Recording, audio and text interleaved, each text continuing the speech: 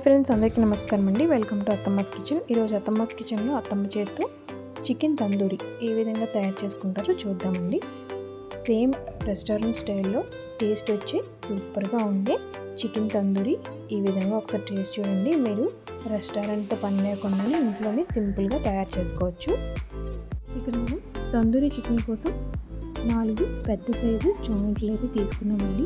ఈ జాయింట్స్కి మనం నాట్స్ అయితే పెట్టుకుని శుభ్రంగా వాష్ చేసుకుని ఈ విధంగా ఒక ప్లేట్లోకి అయితే పెట్టుకోవాలి.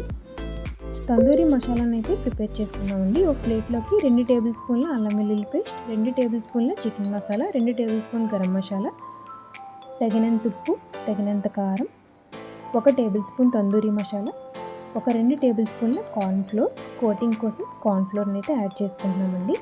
నిమ్మరసం, ఒక నిమ్మకాయని స్క్వీజ్ చేసుకుని వేసుకుని మొత్తంగా కలుపుకున్న తర్వాత ఒక 2 టేబుల్ స్పూన్ల ఫ్రెష్ కర్డ్ని అయితే యాడ్ చేసుకుని మసాలా పేస్ట్ని అయితే ప్రిపేర్ చేసుకోవాలండి.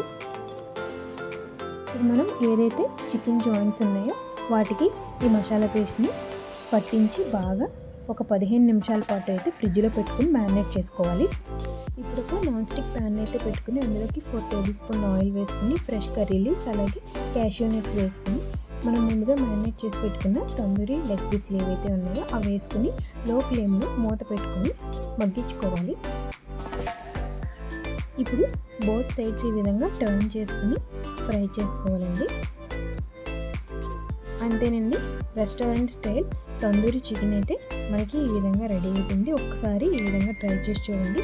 మీకు రెస్టారెంట్తో పని లేకుండానే ఇంట్లోనే ఈజీగా తందూరి చికెన్ అయితే ప్రిపేర్ చేసుకోవచ్చు. మా వీడియోస్లో కంటెంట్ అనిపిస్తే ప్లీజ్ మా వీడియోస్ని లైక్ చేయండి, షేర్ చేయండి, కామెంట్ చేయండి. మరిన్ని వీడియోల కోసం మా ఛానల్ అయితే సబ్స్క్రైబ్ చేయడం మాత్రం మర్చిపోకండి. Thank you for watching.